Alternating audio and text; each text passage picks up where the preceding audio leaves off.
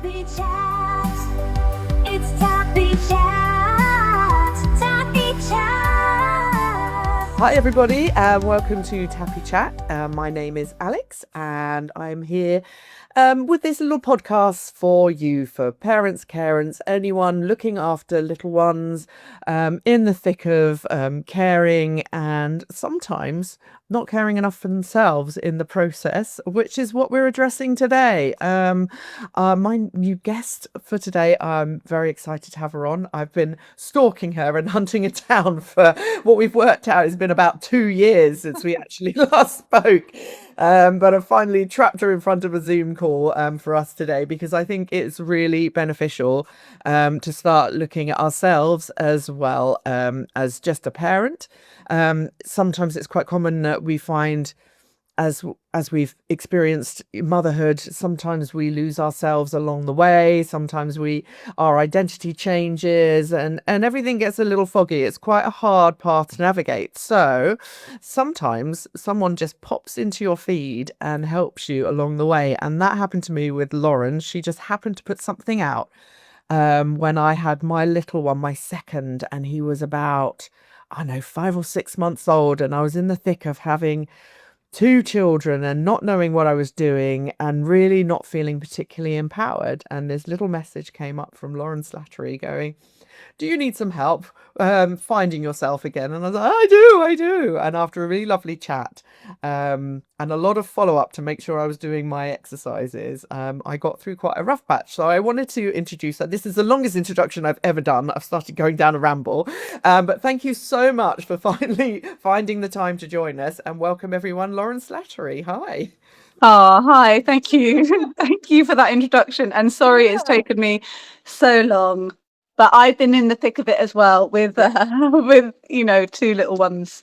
Yes. Life just suddenly goes on hold a little bit when you add a new addition, and you just need to take a step back sometimes and have a little look at what's going on. But Lauren, tell us about yourself. Tell us a little bit about what you do and how you got into it. 'Cause I have a feeling I just burbled there and didn't really give you a full intro. No, that's fine. My name's Lauren. I'm 39. I am a mum of 2. I'm a single mum of 2, and I am also a life and wellness coach for women, for mums. And how did I get into it? So I've always been really passionate about, well, actually, I'll tell you a funny, it's not really a funny story, but how things really shifted for me in my life was I woke up on my 24th birthday in hospital with a broken jaw and missing front teeth. Oh my. And that was like a massive wake up call for me, because before that I'd been kind of doing lots of crazy things like drinking lots of alcohol and taking drugs and being basically totally wild and rebellious. And I had this accident when I was 24 years old and literally woke up on my birthday in hospital, and that kind of sent me down this like rabbit hole of healing. Like I wanted to physically heal myself, because I was not in a good place at all. And so I got into healing and wellness and health and wellness, decided to study to become a health and wellness coach. And then I got into yoga, and yoga literally changed my whole life. And I was like, oh my God, I've got to go to India. So I went to India and spent like 2 years in India studying yoga, and just really was so passionate about holistic health and being happy and healthy. And I really wanted to share that with anyone who would listen, because I just feel like, oh my gosh, we can be happy and healthy and live an amazing life, but so many of us just feel so stuck. And then I became a mum, a single mum, on the day my son was born. Literally, I've been on my own since day one, and things were very hard. Because I didn't really have a support network, not enough support. And so then my passion became I got really passionate about that and about helping other mums, because I thought that I was the only one who was struggling. I now realize I had like postnatal depression. I was really stressed, anxious, overwhelmed, just all of those big negative emotions and feelings that I realized so many other mums had, that weren't single mums, or that did have supportive people around them, or that I was struggling financially. Like, you know, I realized that all of those things, they did make it worse, but like there were people in different situations who were also struggling just as much. Yes. And speaking about it is kind of, you know, you have to bury that, don't you? People think that you should just be full of newborn joy, and Yeah, you can't really expose the other sides of it. But yeah, very common. exactly. And so, yeah, that then kind of not shifted, but yeah, I just really wanted to help other mums. Like once I kind of got through the thick of it, I wanted to help other mums who were, you know, also struggling with similar things that I was. And you know, as time has evolved, you know, things evolve over time. My son's now 7. I also have a 2-year-old.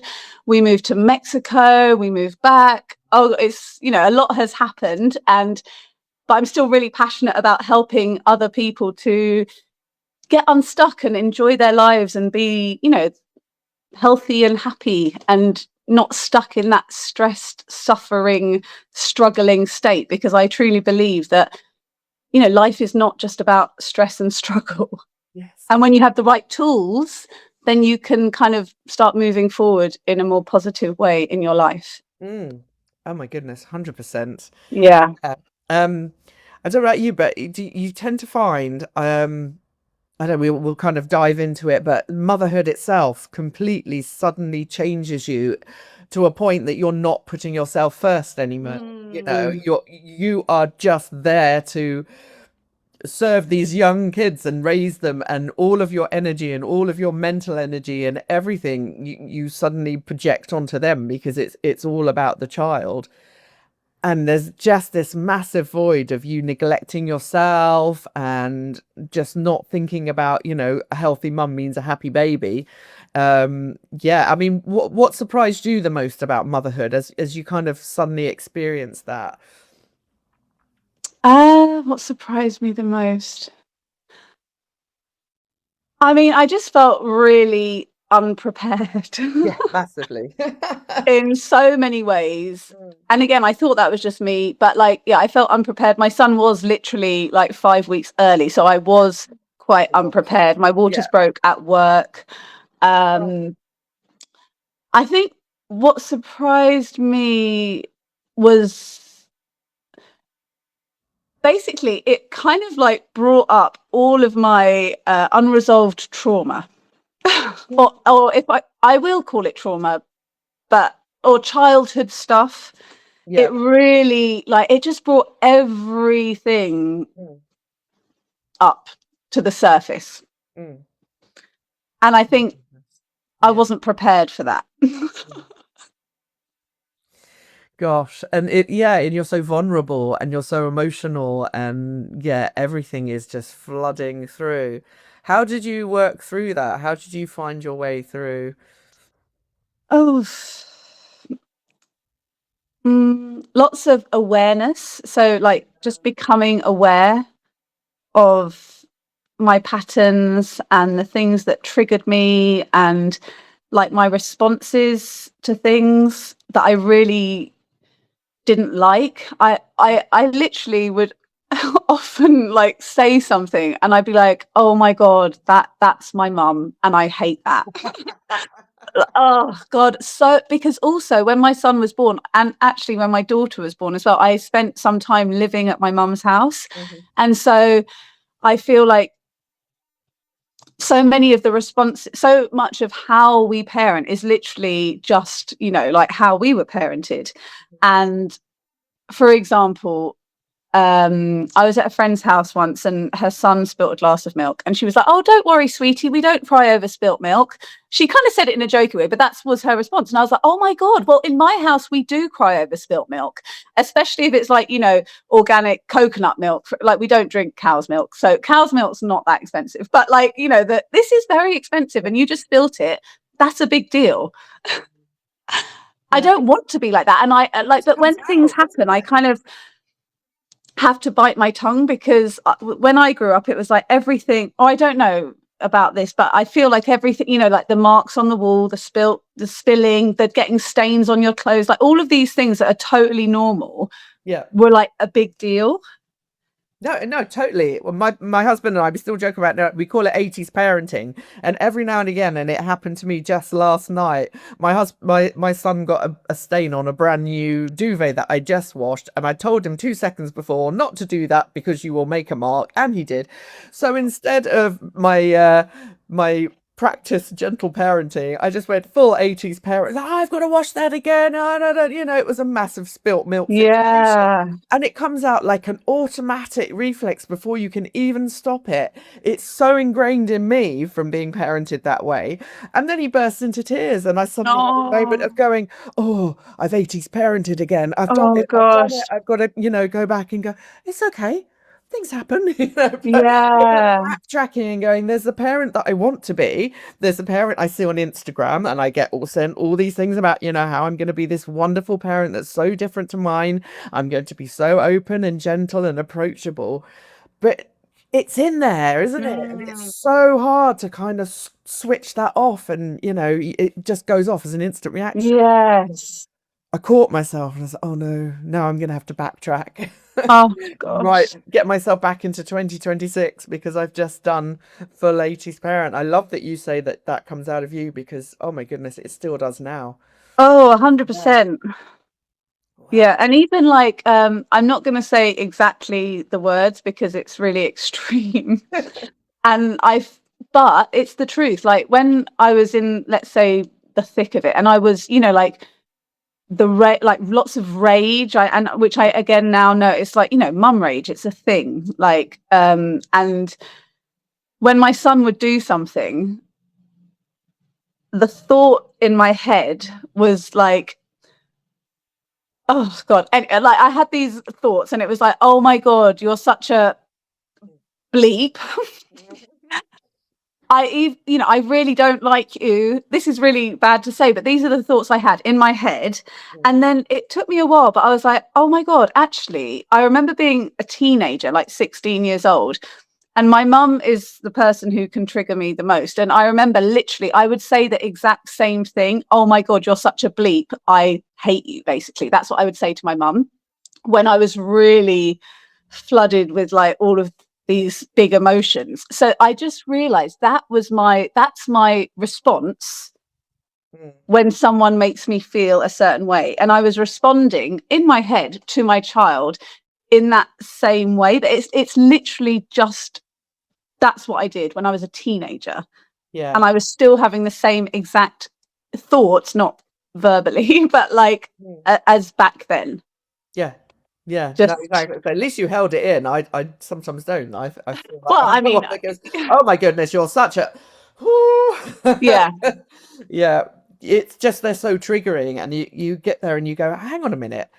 In the human world, amongst adults, I'm not that triggered. I deal with a lot of people, and I deal with a lot of, even a lot of children in when I'm teaching classes, never triggered. But some reason, my son can just do that, and it's so I don't know what the word is. It's just so niche that it's just a certain thing, and he's obviously picked it up from me because it's something of my own personality coming back at me, and I'm like, oh my goodness, how can you do the boy that I love the most in the world, this child that I've created, how can he trigger me to this point? It baffles me, but it is really interesting. Yeah, and as you say, it's something that's deep in us, and then you just feel awful mum guilt for even thinking that. Yeah. Then I start comparing myself to other parents and go, well, they don't seem triggered. Why am I the one that's triggered? Is it just me? I must keep this to myself. Yeah. Those kind of thoughts, and I guess quite common, but people just don't allow themselves to sort of confess to that. Yeah. Yeah. Interesting. Gosh. You can, like, I have definitely, overcome a lot of that. And I feel like, I read this book back in those back in those days when I was struggling, and it was called like How Not to Lose Your Shit at Your Kids or something like that. Yes, I think I've got that. Yeah. Yeah. And it was like, basically, they can trigger us because the triggers are there, like, Yeah. and also because, when you're tired and you've reached your capacity. So this word capacity is kept coming up, like, which is where the practices come in, because we can increase our capacity to hold anything. Like when we're doing the things that make us feel good, or like meditation or breath work or anything that regulates your nervous system, you increase your capacity and you just get less triggered. Right. Yeah. And I've experienced that myself, like in a huge way. Yeah, it's like they said something about buttons, like your triggers are like buttons, and if your buttons are like big red, bright red buttons, then they're very easily triggered, but they can reduce in size, so you get less triggered, which is good. Well, I think it's a lot to do with, I don't know, this is probably generalizing, but I feel like a lot of mums carry the mental load. They carry an enormous amount, and I think that's why my triggers are so kind of red hot, because I'm just constantly carrying around a lot, and it's very hard to kind of find a way to offload that, or compartmentalize it, or put it away somewhere so that it's not my child's fault that I'm carrying. Yeah. It's me and how much I'm bearing and how I deal with that. It's never their fault. It's just they've happened to trigger me at a particular time. What would you say if there was someone listening right now, a mum who's feeling is in that kind of overwhelm stage, is in that max capacity? Like how would you help them in the immediate sense, if someone's just listening right now and going, oh my god, that's me, I am literally full, I cannot deal with this anymore? Yeah. I mean, there's so many things that we can do. The obvious, well, not obvious, but like sleep. Yeah. So important, so important. If you're already at capacity, let's say, then you will need more sleep as well. So just go to bed.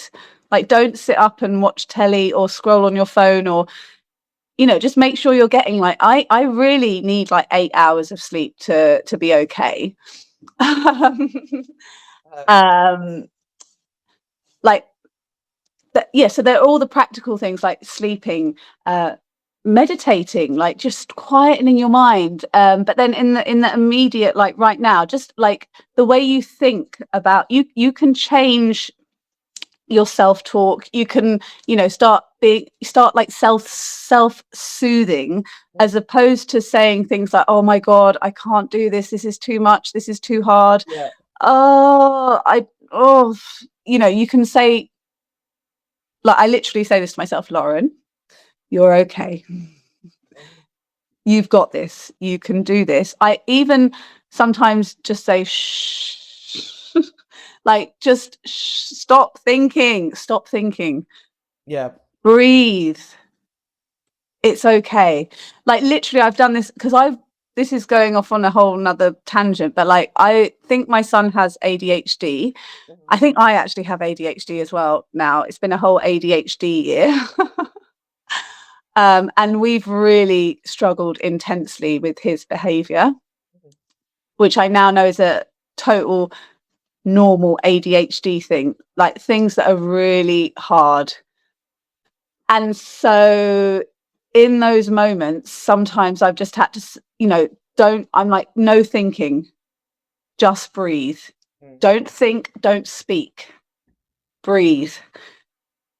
Because as soon as you start thinking, it just makes things a whole lot worse. Or talking, it's like, just,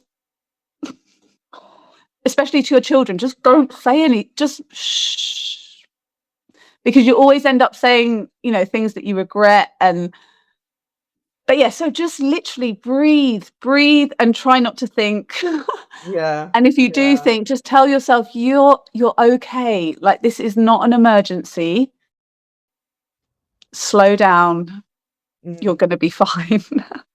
Yeah, it's just even identifying it, isn't it, sometimes, and putting a label on it and just going, I am overwhelmed. This is a Yes. moment. I Yeah. just need to step back, and yeah, is because when sometimes you don't even realize it, you're just this rolling ball of chaos, and Yeah. you can look at it an hour later and go, what was that? What Yeah. right now? But in that exact moment, everything is too much, and Yeah.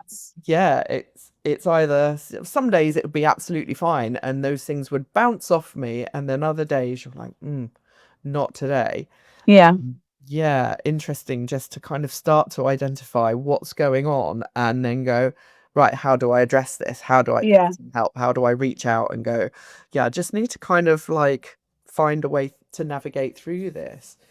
I was going to say as well, sorry, two other things, like but I read something the other day and I was like, oh my gosh, yes, like basically sometimes we're like, how did we get that?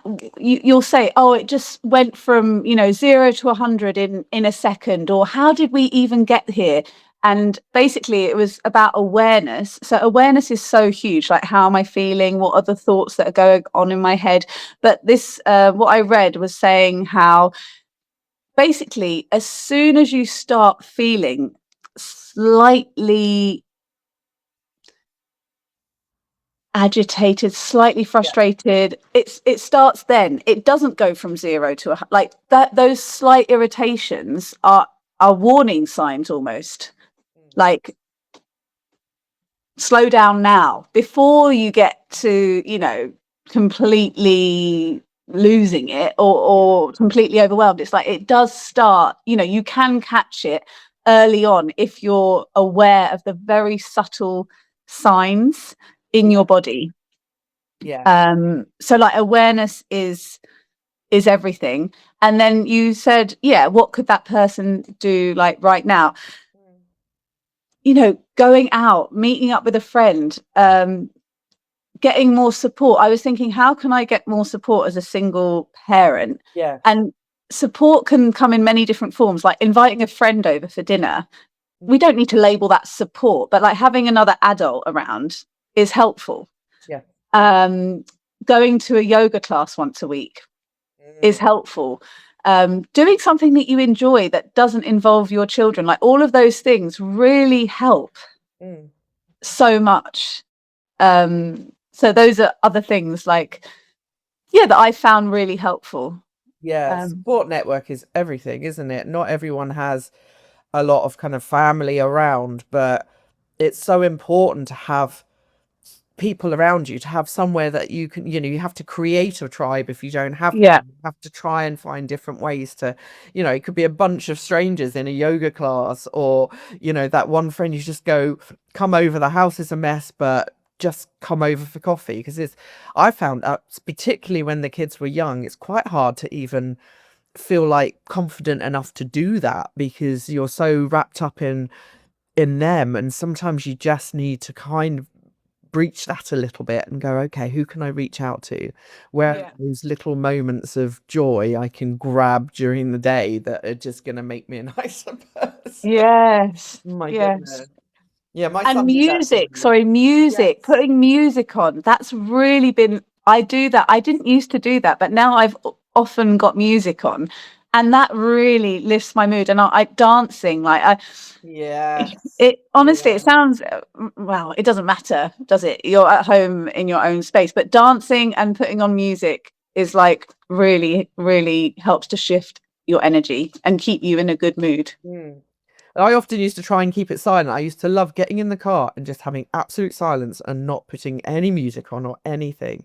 But actually, I realized that's because my kids are very much into their screens, and it drives me crazy. One's listening to something the moment they get home, one's got something on, one's got something else on, and there's a lot of that sound and noise, and it's so nice sometimes just to sort of switch that off and go, let's just listen to some music, and they will get on board and have a little dance with you. But yeah, it's interesting just to kind of switch off some noise and channel it into something else that's more positive. I used to listen to music all the time. I don't know why suddenly you become a parent and you lose your identity and you stop listening to music and stop doing those things that gave you pleasure before. It seems really basic now when you think about it. Gosh, oh my goodness. Yeah, my son said to me the other day, I was putting him in his car seat, which is always stressful. I don't know why. It's just one of those things. He won't sit still. And he said to me, "You're such a grumpy mum. You're the most grumpiest mum in the world." He goes, "Other mums are like, la, la, la, and you're always grumpy." And I was like, oh my gosh, am I? And I wanted to turn around and go, well, that's because of you. But it was such an eye-opener to kind of go, okay, what I hadn't noticed was not the big overwhelm moments, not the snap moments we were talking about earlier, but the low level kind of general moments that are just there, that level of stress that you're kind of carrying, and it's stopping you being a nice human being. And I was like, oh, why is that? Because I'm trying to get you dressed and out of the door and into the car and down to school and back again, and that to me makes my shoulders go up. And I was like, does it matter if we're a few minutes late? Does it matter? Exactly. Does it matter? Really matter? Yeah. Have your little chat to yourself, and you're like, actually, not really, and not really, but it's hard to stop that pattern because it feels like I'm in the same pattern that my parents had of getting me to school, and it's always a stressful situation. Yeah. Oh. But you can, and this is another thing. So, like, not everyone might agree with this, but I mean, it's just I've tried lots of things. I've tried lots of things, and I decided I want to be more enthusiastic. So enthusiastic and happier, but like sometimes you have to not pretend, but I was like, I'm going to decide that when my child wakes up in the morning, I'm going to be like over enthusiastic, like just, oh my God, hi, like, good morning. Oh, so, so lovely to see you. Did you, we're going to have an amazing day today. And because it really works, because I see other parents there are certain parents I kind of look up to or aspire to be like, and they're the ones who are like the fun mum who's like, don't worry about that. Oh, everything's okay. And I'm sure they have their moments, but I want to be more like that. So I'm going to smile more. Like when I look at my kids, I'm going to smile. And it really smiling. It's scientifically proven that when you smile, it releases happy hormones.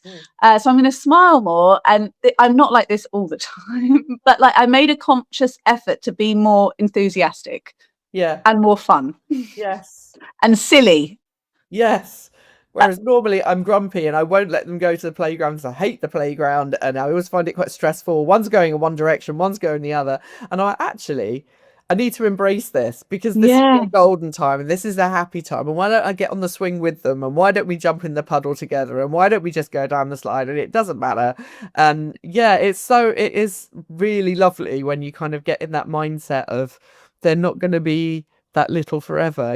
These are kind of golden moments, and you can fight your way through them, or you can try and have a bit of fun with them as well.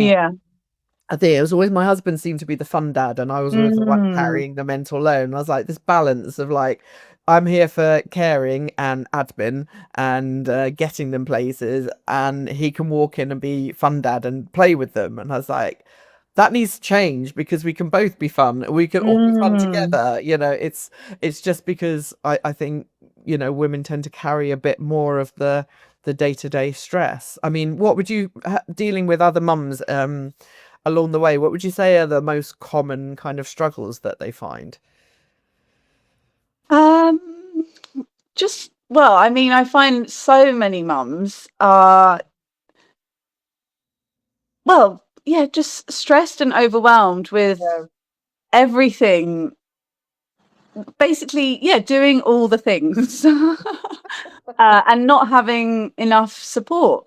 That's it, isn't it? Like, I realized this. So another important thing I've started doing is telling myself, like, I'm a good mum. I am a good mum, because our thoughts are so powerful, and I've always felt not good enough, Yeah. just in general in life. Before I started doing this work, so I am a good mum.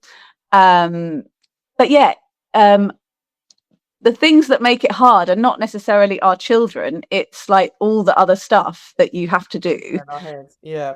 And then also, like, just, I can't even remember what your question was now, but like, basically, Common what do they struggle. struggle with? Yeah. Like, I think we as a society have forgotten, like, just what kids are like. So children are just being children, Yeah. but we expect them to be So much more. different. Yeah. And that's hard, because if you expect them to do things that they're not capable of, you're gonna struggle. Like, if you're just like, and that's what I meant about the parents that I look up to or enjoy being around. They're just being kids. Like, kids are loud and noisy and messy, and they spill things, and that's what they are like. Yeah.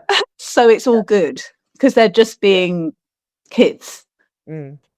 Yeah, it's hard not to Um, imprint your kind of adult sensibilities on them and going, well, why on earth would you do that when you've just done that? Why on earth if you stuck your finger in there? Why on earth if you just eaten mutt? Right, why would you do that?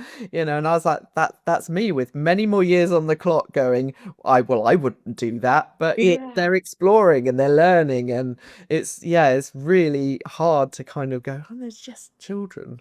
yeah. Yeah. Which is why you need people around you who are like that. Like, I wish that I had, like, this, I don't know, I often imagine, like, grandparents who are like, really just love kids. Like, Mm, not everyone likes children. mm. They don't act like they do anyway. Like, I love people who love children. Like, they make me feel really good when you can just tell that they just love kids, and they love being around them. And especially because, as I said about my son, like, my son can be a lot, but the people who really, I mean, most people do love him, like, our friends and stuff, they think he's great, and he is great for them because they think he's great. But the moment that he senses any kind of negativity or being told what to do in the wrong way, he doesn't respond well to that. Yeah. So our children respond well to us. No one likes to be criticized and told what to do, and I find that we often get into that habit of, like, just being a bit negative Mm. Yes. with our children, and they don't respond well to that. Yeah. Yeah, positive affirmation, and my son is away.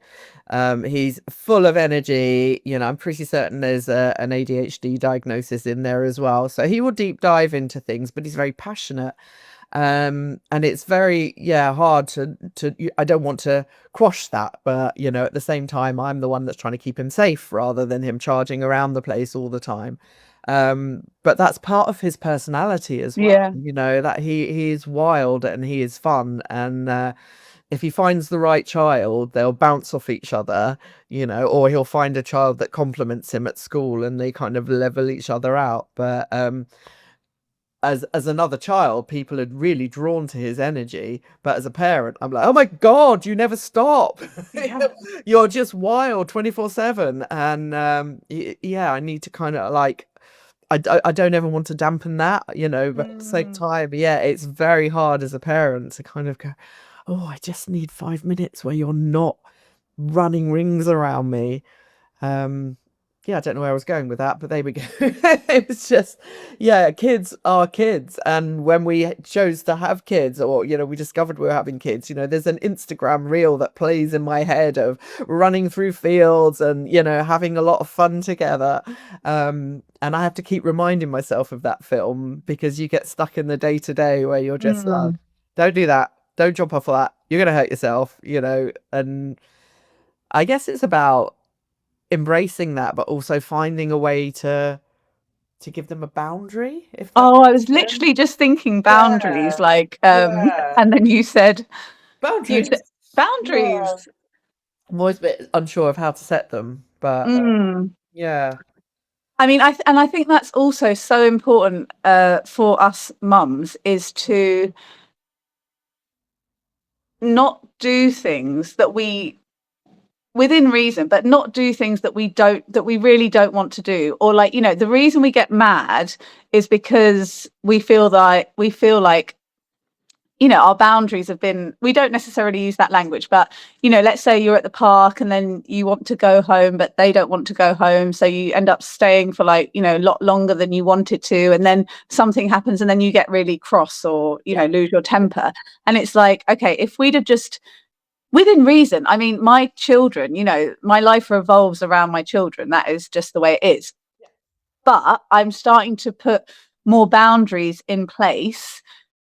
Like, if I don't want to do something, or if I feel like, okay, no, it really is time to turn the tablet off now, let's say, I will make him not make him, but I will make sure the tablet gets turned off, even though I haven't been very good at boundaries for a long time. So my child, he really does push back. And that's another thing I've realized, is like, we set the boundary, they push the boundary, and that's normal. Because, again, my mum, for example, she expects you set the boundary and they say, okay. And if they don't, then that's a problem. And it's like, no, he will say, I don't want to do that. And we've got to be okay with that. But, like, set the boundary, like, just, you've got to do that. And you'll be much happier if you set boundaries. Lay some And don't ground do rules. things that you really don't want to do. If you, I feel like that's a big thing for me anyway. Massively, getting out of the park is an absolute mission. I find, where was I going with this? It's kind of the difference between boundaries and rules, because it's really hard to kind of put rules in place with my son, because I will try and I'll say, you absolutely cannot do this, for example. I do not want you to do this. This is a no for me. And then he's going to do it, you know? And then to me, I'm an absolute horror and shock and gone, well, why have you done that? I told you can't do that. That's a no. And I was just like, I don't understand this. When I was a kid, if my dad said no, it meant no. And that I was too terrified to ever challenge that. But they will challenge it. He will push back. My son's the sort of child that will cross his arms and go, no, I won't do that. Oh God, yeah, that's so triggering. Oh, what do you mean you won't do that? I've got nowhere to go now. I'm like, oh, you've just said no to me. I'm the voice of authority. I've said you cannot do that. Well, I say no. And then you're in this kind of standoff situation, and you're like, right, the only thing I've got to do is sort of UN negotiate my way around this, because otherwise we're just going to have a fighting and a screaming match, because the only way is to sort of like out scream him and go, you cannot have this, or, you know, threaten to remove something from him, which it's just not kind of the parent I want to be. But you've got like, oh, I'm out of ammo now, I don't know what to do. I thought a simple no, you can't do this would be enough. So we're slowly having to kind of go, right, I would, you know, I found with him it's explanations. So I can't have you do this, not because I'm being horrible, but because this, and this, you know, it's not safe, or this will happen, or this. Do you understand that there's a repercussion for what you're doing?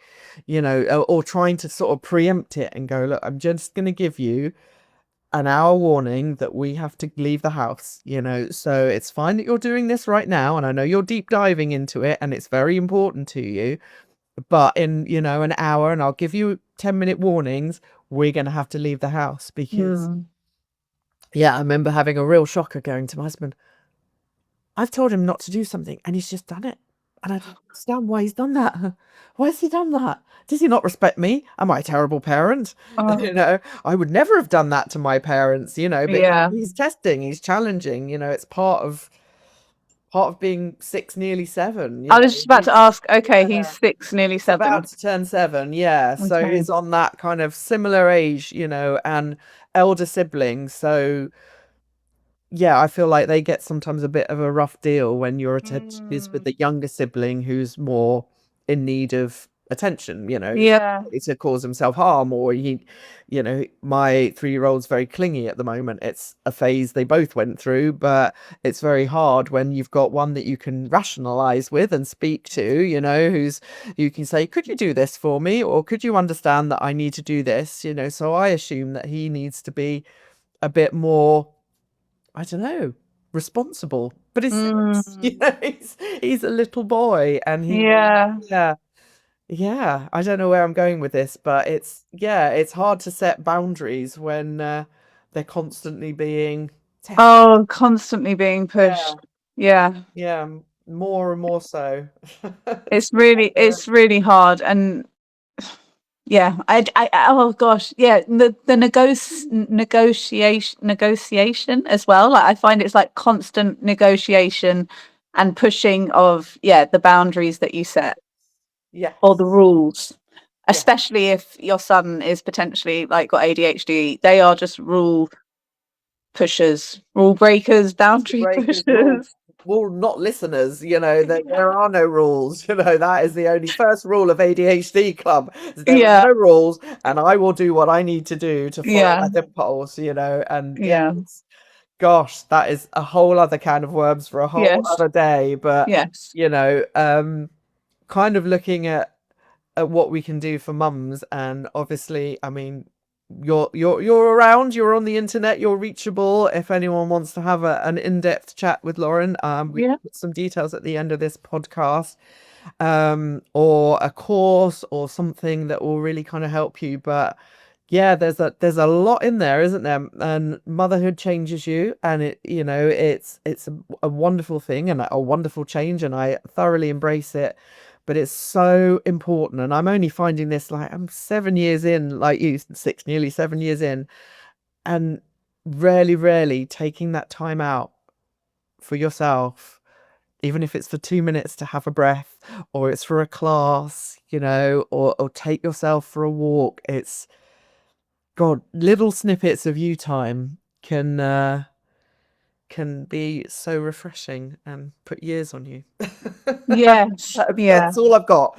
yeah, But yes, it's you're not alone. It's so common. There's so many of us out there that are struggling, and it's not just newborn phase. Every phase and every element of raising children, whether you have one or four, there is a level at which there's overwhelm, and time to take stock and time to look after yourself, because we're in it for the long haul. We've got a good 18-20 years of parenting ahead of yeah, us. You need to pace yourself. It's a marathon and not a sprint. Oh my gosh.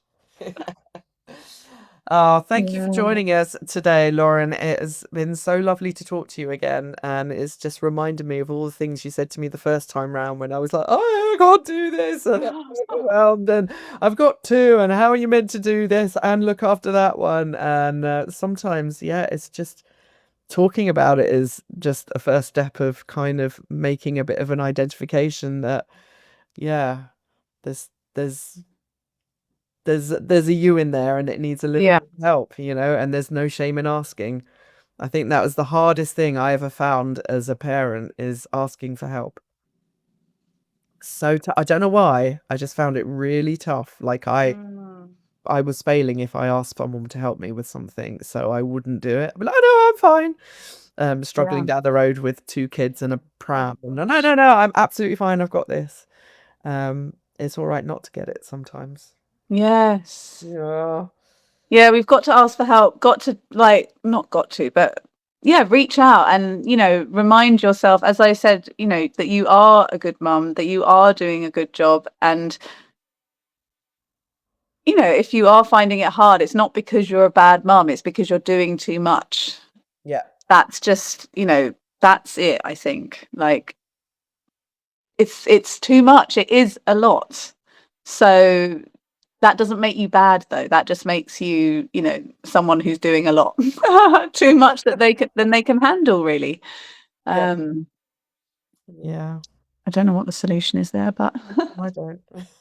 Cloning, I think. yeah. Oh And God. also, just one last thing I wanted to say, which I Yeah. think is really important as well, is just trying your best not to get into this, like, negativity trap, and, like, just trying to focus, where we focus our energy is really important. So if we focus on how, I know it's hard, I'm a single mum, and I don't have very much support. It's very much hard. But if I'm always focusing on how hard it is, it's harder. And if I focus on like anything good that's going on, if I try to like, just not put all of my energy and attention on how hard it is and not tell everyone how hard it is all the time. I know we need to like be able to talk to people. That is so important, but it's very easy to get into a trap or a habit of always just talking about how hard things are. Yes. And that doesn't help. Yes. So I don't know where the balance is, because we do need to be able to talk, but also like just be aware that if that's all you're talking about, that's a trap in itself and it makes things worse. Yes. Yeah, And I just wanted finding to, your tribe, that you're like your positive tribe, isn't it? Like you were saying, the kind of mums that have kind of got more of a positive attitude. Because you can talk to some people and they'll be in the same sort of negative zone that you are, and all you're doing is kind of like propagating it. It's like it doesn't release it by talking about it. It just kind of keeps churning away. Sometimes you've almost got to kind of go, oh, just find the funny side of it and lift it, because it's really hard. That is a trap that I fall into all of the time. When everyone goes, how are you? It's never, brilliant. It's always like, oh my God, this has happened. And then this has happened. And you're like, oh no, I've become that person again. Yeah. Wise words, Lauren Slattery, wise words. Oh, thank you so much for finding some time for us today. I hope that that's helped, or in some way got you thinking about things, because it's mulling it over, isn't it? And just having those little moments, those little epiphany moments, can just pull you through. So I very much hope you do. Do, as always, a like and subscribe. Look, I'm pointing the right way for once.